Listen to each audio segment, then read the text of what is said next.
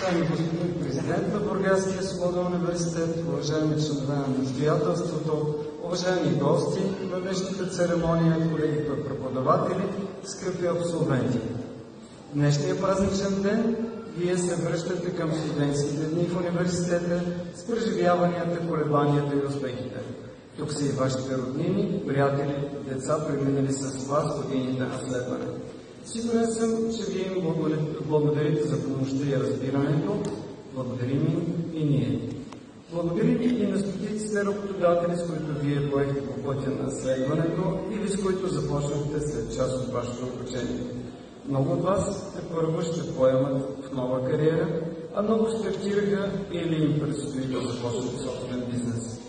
Сигурни сме, че придобитите или преживени при нас знания и умения ще се капитализират, а дори с по-голяма лихва ще се натрупат и създадените контакти и приятелства. През 1991 година с решението на Великото народно събрание за създаването ни, в наше лице се възстанови традицията на Свободния университет. Създаден на предприемаческа основа и споделящ философията на образованието, ориентирано към търсените на пазара на труда професии. Така, ние се ориентираме към бъдещето на труда и създаваме специалности за следващото десетилетие. Стартирахме първите съвместни програми с други висши училища по темите за кръговата икономика, както и за иновациите и предприемачеството в началото и предучилищното образование. Европейската година на уменията активни бяха нашите клубове менеджер, учител, тържателство, право, психология и програмиране. През годините винаги сме били верни на това да сме на университетът на Бургас и университетът на Черно море. Благодарни сме на помощта на община Бургас и се гордеем, че даваме част от опита на града и региона. Гордеем се, че в нашата сграда живеят идеите и търсенията на средните училища на Бургас и че създаваме заедно с тях нови паралелки и търсим иновативни решения за децата и младите хора. С години развиваме активно темата за Черно море. В основата сме на много стратегически документи на европейско ниво. Започнахме специализирани обучения и магистърска програма на морска тема и след месец конференция в неговия чест да почетем 100 годишнината от рождението на най-голямото българско име в морското право, човекът, който вечно ще остане в паметта ни като член на настоятелството на Бургаския свободен университет, член кореспондента професор Александър Янков. Скъпи абсолвенти, през вашето следване вече 4 години ставахме свидетели на поставянето на етикета кризи и оттам световен мащаб на огромно преразпределение на блага и отговорности. От тези, които работят, спестяват, поемат риска и са предприемчиви, към тези, които трупат помощи и дългове, изтривани с обезценяването на генерираните от нас пари. Тези стойности доближават $5 трилиона.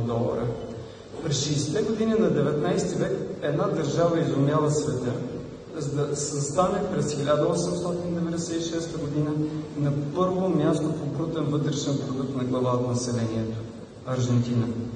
Малцина знаят, че след сушата по българските земи от 1868 година от износител на храни за кратко се превръщаме в носител, включително от Аржентина.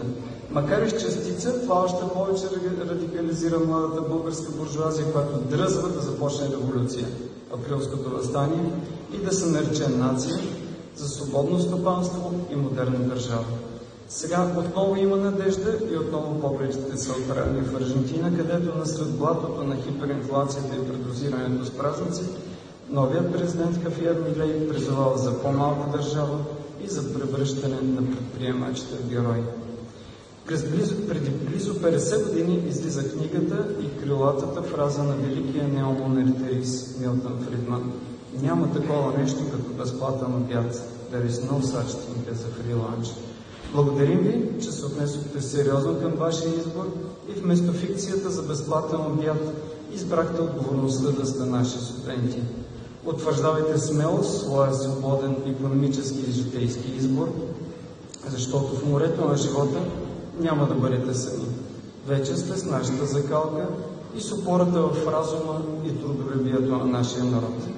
Желая ви крепко здраве, кураж, мир и напред с нашия попътен черноморски вятър.